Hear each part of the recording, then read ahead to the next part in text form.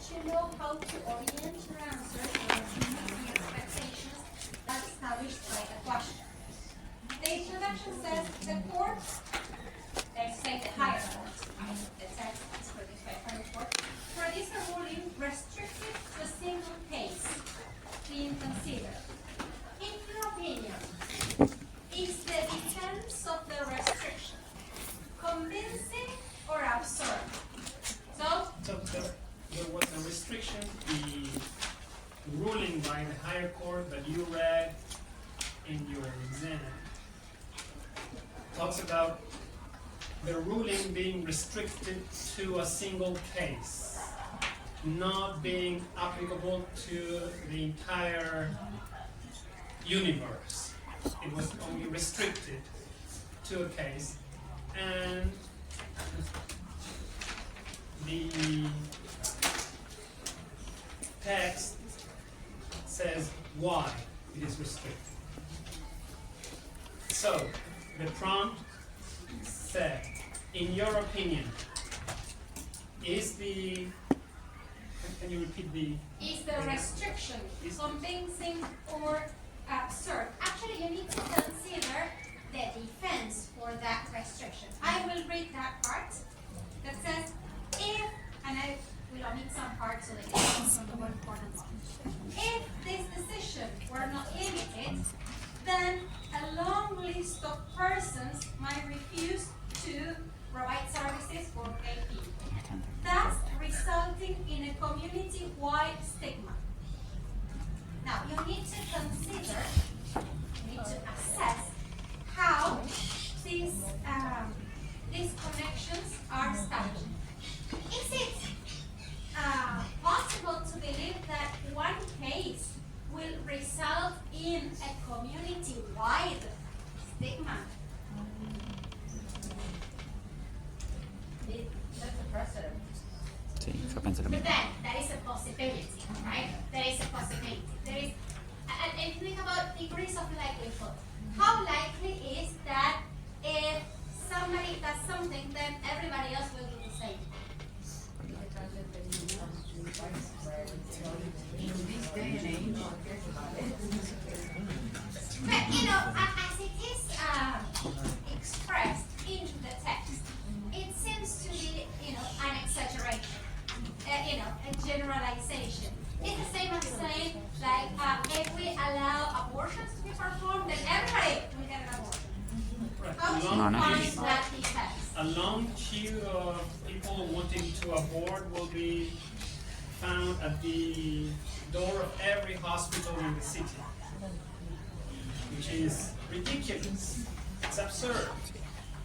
but I think it's important to consider also that in the type of law that functions in the U.S., that each case sets a precedent for when a following. Can you speak up? I think it's important to note also that maybe in Argentina it wouldn't be the same than in the USA, for instance, that they have the kind of law that when you have a case that sets precedent, then that case can be used when there's a similar one. The same happens in Argentina. Okay. Yeah. And of course, that might open the room for another case, similar case, be evaluated in the similar manner. But that may be a few cases, not a community-wide effect. Thing. So the point here is to focus on the exaggeration. Definitely, I agree with you that one case can set precedent for another case, but another case is not, a community-wide domino effect. So what you need to consider is how, how that defense is realistic, or in a way it's absurd because of its exaggeration of the domino effect. Yeah.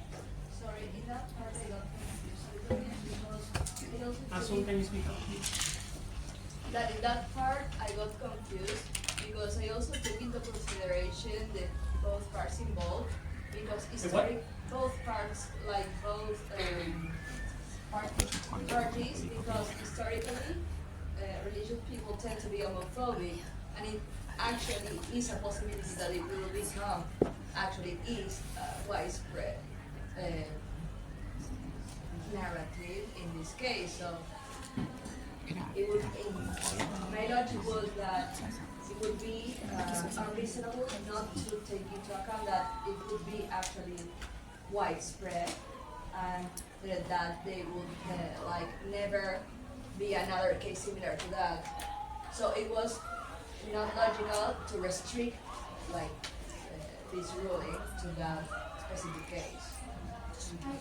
Well, what the judge decided to do is not what we are questioning. They decided to restrict that ruling to only one single case. What we're saying is, when you evaluate how ideas are connected in an argument, you don't necessarily need to accept every connection that is presented to you in a text just because the text says so. Most students argue that the defense of the restriction was convincing because there were argumentative moves. That is exactly what we tried for many weeks during the first semester to teach you. Just because there is an argumentative move, that doesn't mean that you have to accept the claim on the basis of the support presented in the text. The idea is you can challenge arguments. You can challenge the way a text producer defends an argument. You can challenge the premises and therefore say, well, the claim seems to be a little bit absurd because the support is a little bit overblown, exaggerated, etc. And I'm sure you remember when we look at argumentation, I said pay attention to quantifiers. Because of course, if, you know, this case is for this ruling is not restricted to a single case, other cases might follow through. Okay, that's possible. But the community-wide effect, there is clearly a statement that needs some sort of heading, right? Not necessarily. One case does not lead to a community-wide effect just at once. Right? So probably if you find some quantifiers like other cases might be argued under the light of this ruling, that is acceptable. But what you need to consider is the, this is the hyperbole, this is an exaggeration. Okay, let's move on to number 2. It says, and interpret the prompt. Pay attention, the prompt says, considering the claims about the Constitution in paragraph 2, where does support come from? The first part. Some people wrote, support comes from The Constitution. the Constitution, right? And in the prompt it says the Constitution, we have the claims about the Constitution. So where do they support from this claim? The support cannot be the same as the claim, right? You know that. And Warren analyzed the connection between support and those claims. When we talked about principles, general principles, or warrants, we said that they are general assumptions. And of course, in the context, here you need to consider judicial principles. General statements, for example, all humans are equal under the law, right? The Constitution applies to all citizens. Very general. So let me write on the board.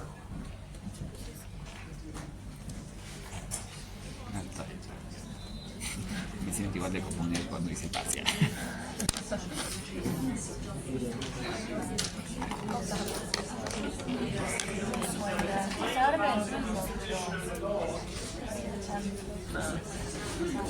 También la primera si pusiste convincing no puede estar mal, porque es tu opinión. is explicit. Tu opinión no está mal nunca. And it says, the Constitution and the law, some more material Must here, and must must protect the exercise of civil rights. protect The exercise them, them. gay people and gay couples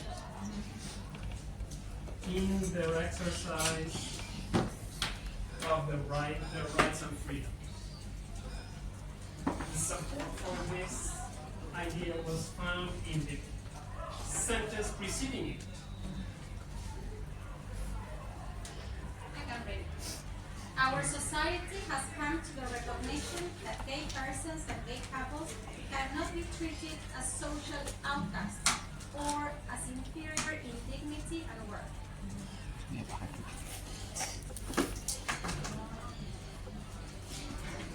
Gay people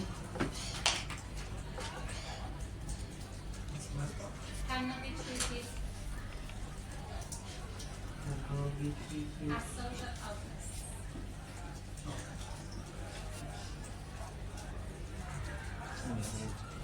and in between the two, there was in the text you found that for that reason. Okay? So the support and the claim. And the warrant, the general principle is what you had to infer. What is the general principle that warrants the connection between this support and the claim?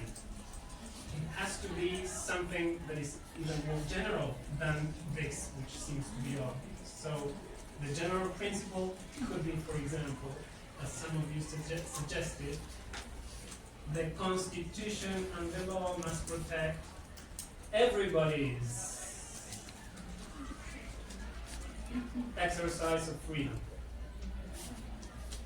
The support is our society has come to the recognition that blah, blah, blah, gay people are not social outcasts. Therefore, taking that general principle into account, taking this support into account, therefore the conclusion is, for that reason, the Constitution and the law must protect gay people and gay couples.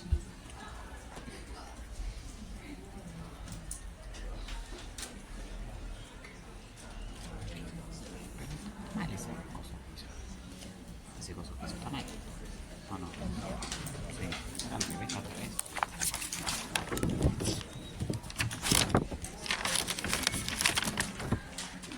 Of course, there are other possibilities, but you need to notice that these are three different propositions. Right?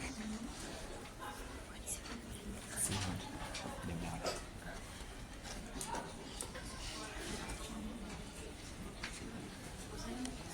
Oh, so number 3 says evaluate. Con ahí no me acuerdo cómo se llama. Evaluate, in other words, critique the contrast between the material process of denying services to gay person and mental processes of upholding a philosophical standpoint. Many of you identify an argumentative move of contrast, more specifically an argumentative move of concession, and identify the idea that was conceded and the idea that was put forward by the text producer. Notice that that is not what is asked, because the process evaluates. Ah, no, está bien entonces. So, evaluate means perfecto. to consider this contrast that is established between a material process, that is to say, the action of refusing to produce a cake for a gay wedding, and beliefs, ideas. How do you find that contrast? I can read that paragraph. It says, and philosophical objections to gay marriage are protected views and are protected forms of expression.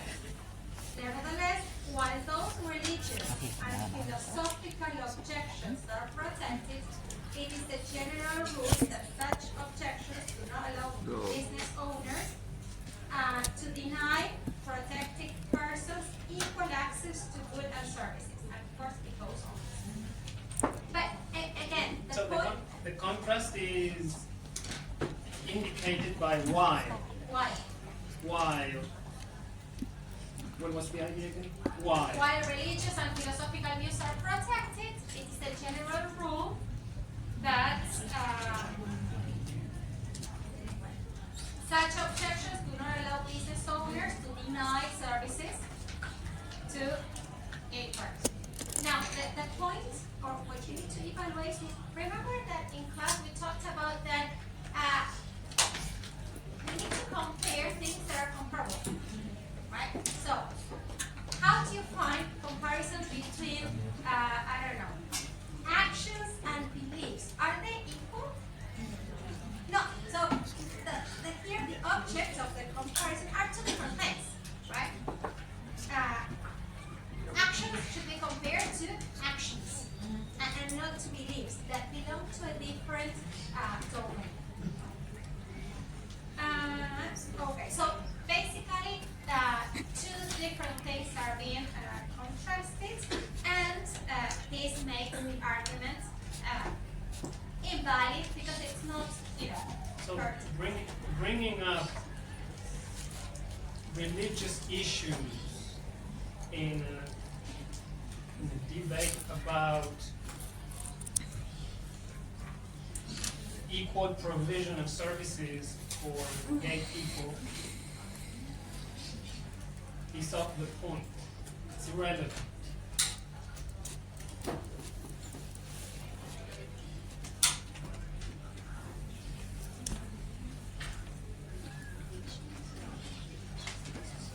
Then, number 4.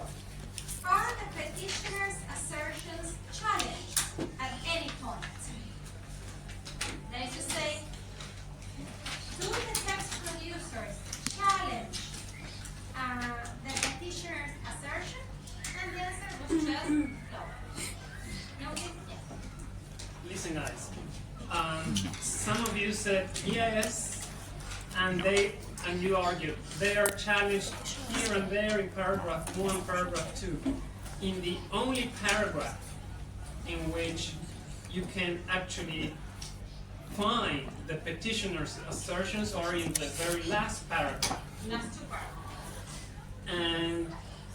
And you find quotatives. So that is very transparent. The last paragraph says, Phillips, the petitioner, Stefanino. claims Stefanino. this. The next sentence is, he argues that. And the next sentence, the judges of the court say, this is a very instructive example. So they're not challenging what he says. They are going along the petitioner's argument. No, che fatto?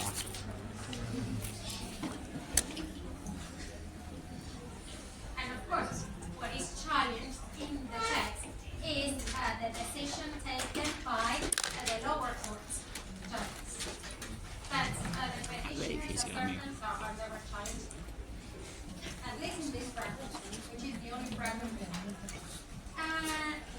Then for B, how? Notice the beginning of the question. How? How? Is the first stance on the more general issue expressed? So how is this stance expressed beyond argumentative moves? Again, some of you said, okay, the stance is expressed through argumentative moves. Notice that this is not what is expected. How is the stance expressed beyond argumentative moves? And of course, here you can identify other resources that give clues about text producer stance. For example,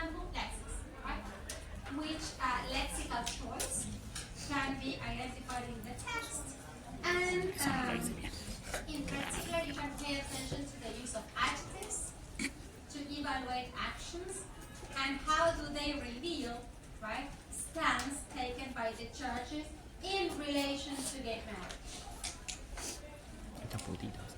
When you get your papers back, notice that there are some words that are highlighted, or actually they were printed in bold type. Those lexical items are the ones that, in part, contribute to revealing the stance of the text producer. The other important thing about this questioning, some of you, instead of answering what was asked, you attempted to identify the text producer's stance. And in so doing, you revealed that you don't understand the concept of stance, because you produced an entire sentence with subject and predicate saying the text producer's stance is that the baker has the right to exercise his freedom of expression. That is a whole sentence, that the baker has the right to do this or that. That's a whole sentence with subject and predicate. That cannot be a stance. You're confusing, if that is what you did, you're confusing stance and claim. Or argumentative position. Or argumentative position, which is what I wrote on the board. You see, when I wrote a claim on the board, the claim was a long sentence with subject and predicate. It was one idea with subject and predicate. Okay? Now, let's think about stances. What stances could be detected? Think about adjectives that can describe a stance. For example, an anti-gay stance, like these judges seem to have, right? Or we can know that they do have. What other stances can you think about? An assertive stance, for example. Someone can display an assertive stance, and you don't hear them say, listen, I have an assertive stance. You infer their stance from the way they reason, from the fact that they use certain expressions, certain adjectives, certain vocabulary, etc. But you don't find it expressed there in the text. Okay? Okay, what other stances can you think about? How else can we describe stance? When you say a middle stance, A middle. like you don't take, like you're like doubting and Okay, then you're not skeptical. Okay, a skeptical stance. A skeptical stance. Any other idea?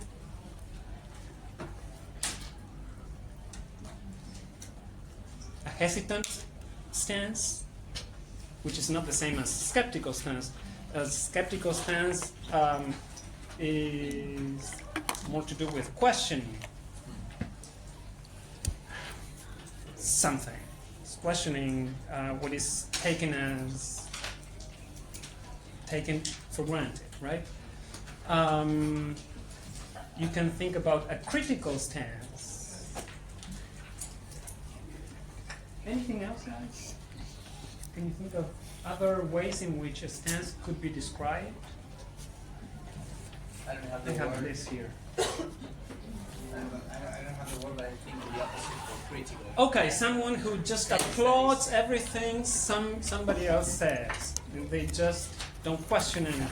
That has not thought much about that, and then the person doesn't have a critical stance. Praising Just stance? An appraising stance and an approving stance that can be taken to an extreme level. Any other? There is an entire paper in your reading package about stance, the paper by Kramer. When you re-study the paper, consider what are the stances that the author identifies and how she describes them. I'm not going to spoil the fun. He describes them. I'm not going to spoil the fun for you. So you discover which adjectives she uses. Then, next, 5A, again, notice the verb in the front, evaluate the reference to hostility to religion. You need to go to the text, and I will read the part in which you find that reference. The official expressions of hostility to religion in some of the judges' comments were inconsistent with that pre-exercise clause. Okay, so who, let's see, to whom is this reference attributed to? The judge. But which judges? The judges of the lower courts or the judges of the higher courts? Who are considered to be hostile to religion in the claims? The lower courts, right. So that's it. First you need to identify that, right? This hostility is attributed to the courts, the lower courts judges, without any further explanation, right? And you can think that, okay, that is one reason to invalidate the rulings. Okay. Then, is it settled, 5B, is it settled whether business has a constitutional right to discriminate based on its owner's religious belief? Is it settled? What do you think? What is the scope of a ruling that pertains to one single case? Does it settle the issue for society at large? No. So, okay, we talk about A and B, it's definitely no. Number 6A. What general principles or warrants are identifiable in the reasoning? Here again, the concept of warrant or principle. A warrant is not a claim that is put forward by the text producer, but it's a more general, right, proposition that guarantees the connection between those claims and the supports that are offered in the text. Most of you did very well in that section. I can mention some of the warrants that you came up with. The law applies equally to all citizens. All human beings are equal under the law. Freedom of speech should be protected, and there are other possibilities. 6B. What are the cultural values underlying the controversy? Cultural values, and here, how are values expressed?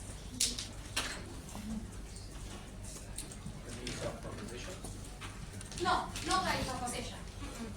That is an assumption. Some of you confuse assumptions, cultural assumptions, with cultural values.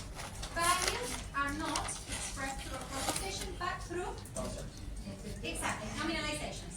Right? And what values can you detect underlying this text? Freedom, equality, equal access, human rights, and you can think about Missing eyes.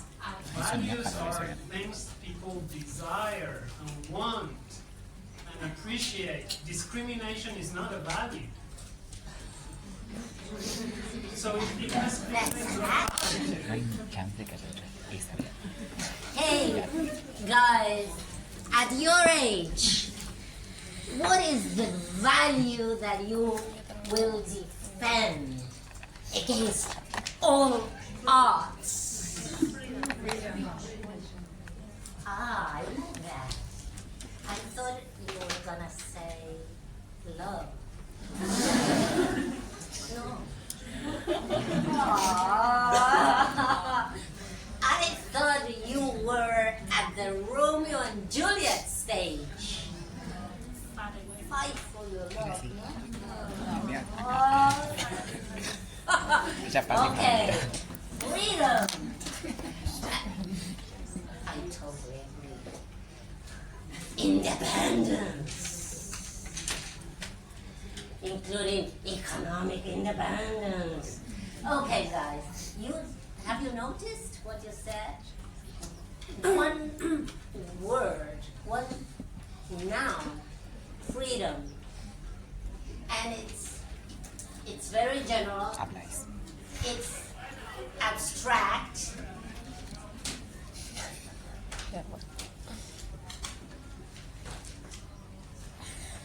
No one said love for my country.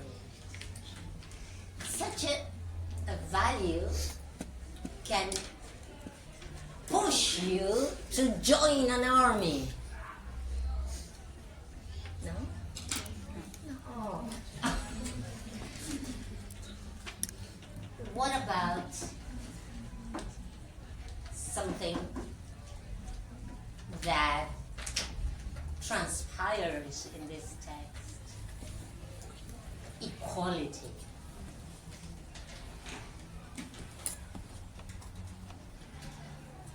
Are there times in life when two values that you uphold, that you embrace, can be at odds, can be contradictory? There are times in life when two things that in abstraction are good are hard to combine and reconcile in real life. That's why there are existential dilemmas. A dilemma is, stop recording without permission. With permission, you can. And do acknowledge the sources. You see, at every step, you've got the delicate balance between ethics and the advantage of a good text. What do I do? Do I steal somebody's text, which will bring lots of advantages, and I can derive benefits, or do I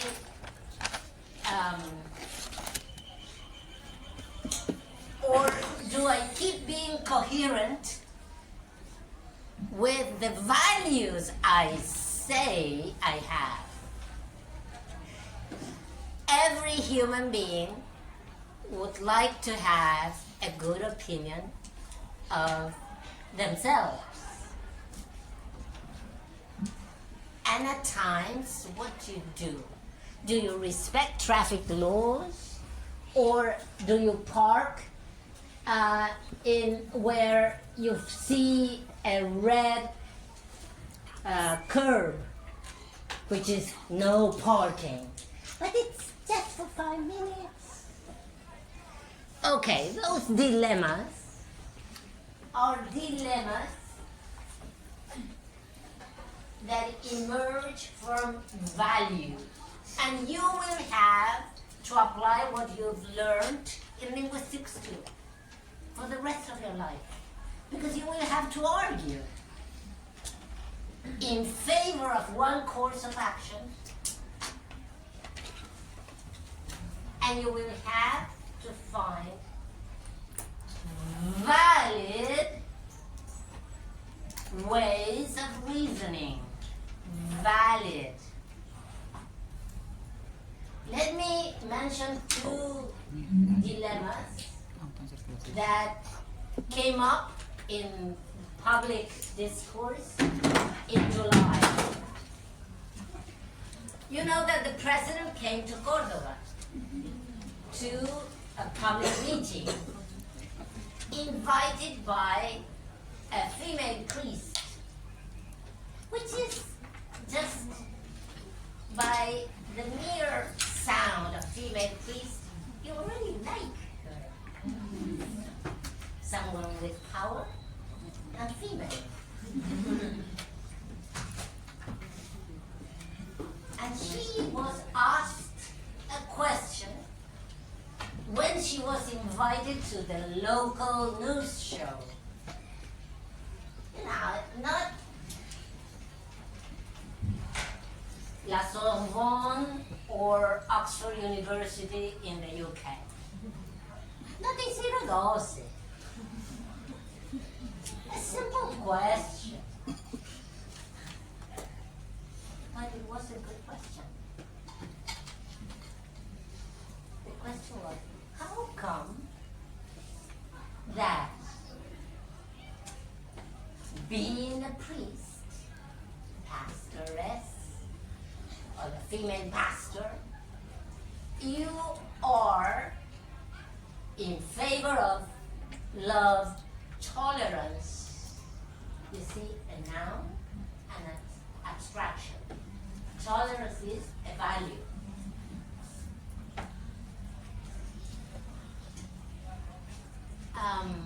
Harmony, you see, noun and abstraction. Harmony is a value. You ask any Chinese person which value characterizes Chinese culture, and they will answer harmony. Harmony. Order. They keep talking about order. So the journalist says, if you are in favor of tolerance, harmony, love, how do you reconcile that with slogans such as, we don't hate journalists enough? Or how do you reconcile that with hate speech? And something that is driving linguists mad all over the world, neologisms, and lexical coinage. That is, new words formed by clipping. And you know that is happening in places very different from Argentina. It's happening in Hungary, it's happening in Lithuania, in Estonia. That is the creation of new words to hurt. The transformation of existing last names to be slurs, transformed, almost language being weaponized to attack. Imagine the pastor in Noticiero 12 saying, how do I get out of here? It's hard to reconcile love and hate. What did she have to do? She had to argue. She had to reason on the spot. What is your main task as citizens, and citizens who have taken linguistics? You have to evaluate the validity of the reasoning. You have to critique the reasoning and the subject. You've got to see through the discourse to the thinking. What did she say? She started saying, well, I studied political science, and I also became a pastor. So in political science, etc., I'm not going to reproduce the entire reason.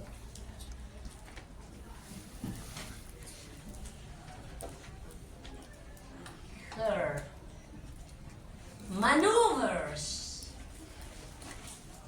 were highly unsatisfactory. She could have provided an argumentative chain. And what did she do?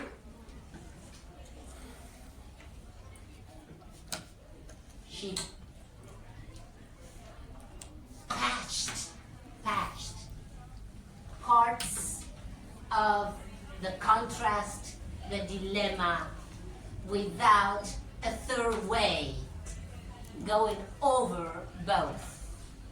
And she did not have a clear-cut, unambiguous stance in favor of love, in favor of tolerance, in favor of harmony, and in favor of democracy, and in favor of living with diversity. She did not. Therefore, what do we learn? You evaluate the reasoning, and the critique must include what is absent. What is absent? I remember having taught in this class the false dilemma typical of jealous boyfriends and girlfriends. Remember? Are you with me or with your parents? You have to choose. There are jealous partners. And it's a false dilemma because there aren't just two options. There are 3 options, 4 options, 5 options. Don't get caught. Don't be dupes. You know what dupe is? D-U-P-E. In other words, no se dejen engrupir. People who say, I do remember having explained what the favorite connectors in Spanish are.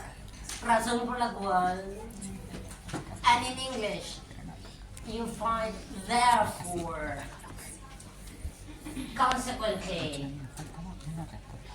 That doesn't mean that it's a valid reasoning. if you find connectors, that doesn't mean that the chaining of arguments lead to a solid conclusion. Seeing through arguers is a skill. Now listen guys, notice how university education should not be the repetition of established knowledge. For example,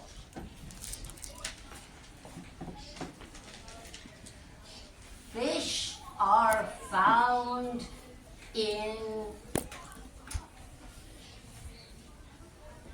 the sea. And you repeat, fish are found in the sea. University education should consist in the development of skills. Because, listen guys, your world will be very different from the world you see today. Therefore, you will notice that fish can be grown in homes, for example, or in a microwave. In your future, you will have realities that are different from what you have learned from memory, repeating and repeating and repeating. What you have developed as a skill will be applied to any reality you encounter in the future. Therefore, skills matter. Knowing how to translate the sense of a text is more important than remember the year of the first Argentine population census. 1872. Find out who carried out the first population census in 1872. Memorizing the date is not as important as becoming good translators, because that is a skill.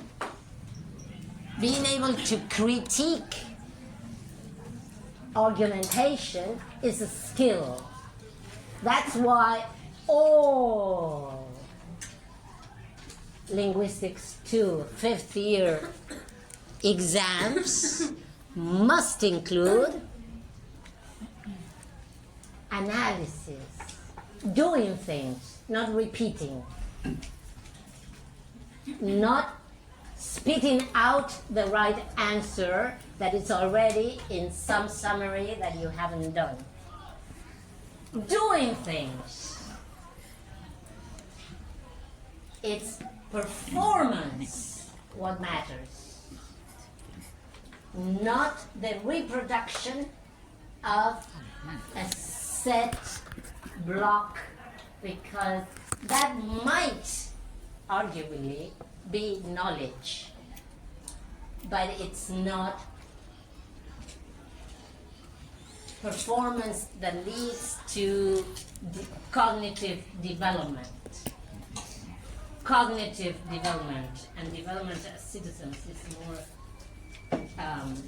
meaningful and more relevant. Okay, and last. The last question was about the concept of subject position.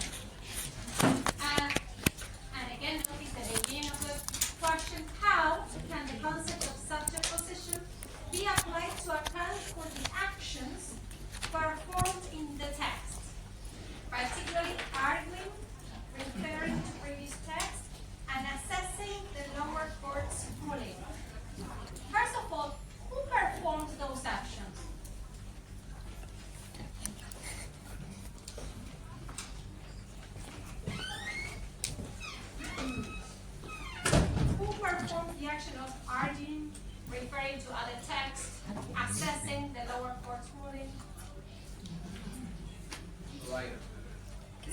producer, right? Because the construct, text producer captures the fact that there are many people involved in the production of the text, but you're right. The text producer. So, whose subject position do you need to refer to? The text producer's subject position.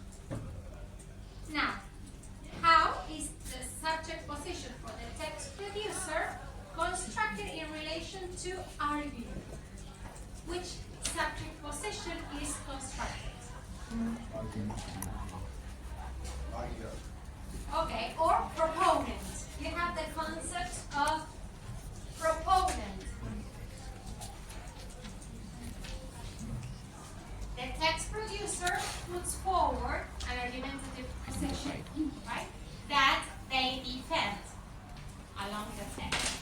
Now, let's account for the action of referring to previous texts.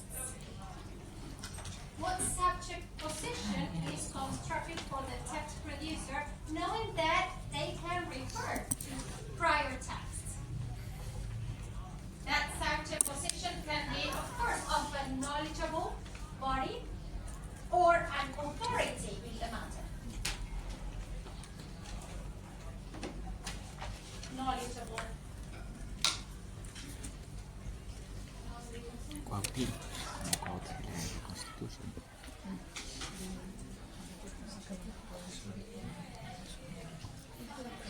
Ciò rispondi.